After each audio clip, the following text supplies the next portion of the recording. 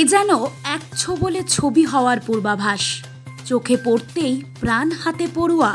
স্কুলের সিঁড়ির ঘরে বাসা বেঁধেছিল বিষধর সাপের দল। খবর পেতেই বনকর্মীরা এসে উদ্ধার করলেন ১৩টি গোখরো সাপের বাচ্চা।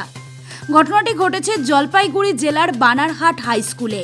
জানা গিয়েছে, বানারহাট হাই স্কুলের দোতলায় ওঠার সিঁড়ির নিচের ঘর থেকে শুক্রবার একটি গোখরো সাপের বাচ্চাকে বেরোতে দেখে এক স্কুল পড়ুয়া।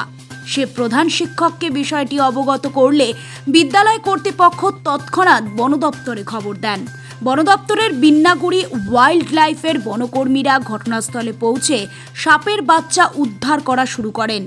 সিঁড়ির নিচের ঘরের মেঝে ভাঙতেই বেরিয়ে আসে একের পর এক গোখরো সাপের বাচ্চা।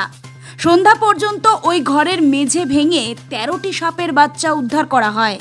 এমন প্রাণনাশক প্রাণী উদ্ধারে আতঙ্ক ছড়িয়েছে স্কুল চত্বর জুড়ে। অভিভাবক থেকে শুরু করে স্কুল পড়ুয়ারা এই ঘটনায় যথেষ্ট ভীতির মধ্যেই কাটাচ্ছে। আমরা এখানে আসছি, মোটামুটি আসার পরে প্রথমে পেয়েছিলাম একটা, তারপরে একটুখানি আর হচ্ছে এসে অপেক্ষা করলাম। অপেক্ষা করার পরে একটা পর একটা বেরোচ্ছে, এতক্ষণে মোটামুটি 11টা সাপ ধরা হয়েছে। এটা কি সবগুলো কি সাপের বাচ্চা? হ্যাঁ, সবগুলো সাপের বাচ্চা। এটা গোখর সাপের বাচ্চা, একে ইংরেজিতে বলে স্প্যাকটিক্যাল কোবরা। আর এই সাপের হচ্ছে বলতে গেলে ডিম পারে মোটামুটি 25 থেকে 28টা মতন ডিম পারে। আচ্ছা, তাহলে কি এখনো নিশ্চিন্ত হওয়ার মতো ব্যাপার নেই? 11টার মতো ধরা পড়লে আরো থাকতে পারে? তাহলে থাকতে পারে, আর কিছুগুলো অনেকগুলো খোলস যেমন দেখলাম, কিছুগুলো বেরিয়ে গেছে, হয়তো বেরিয়েও যেতে পারে, বা এখন থাকতেও পারে। পুরো কনফার্ম বলতে পারতেছি না আছে বা নেই।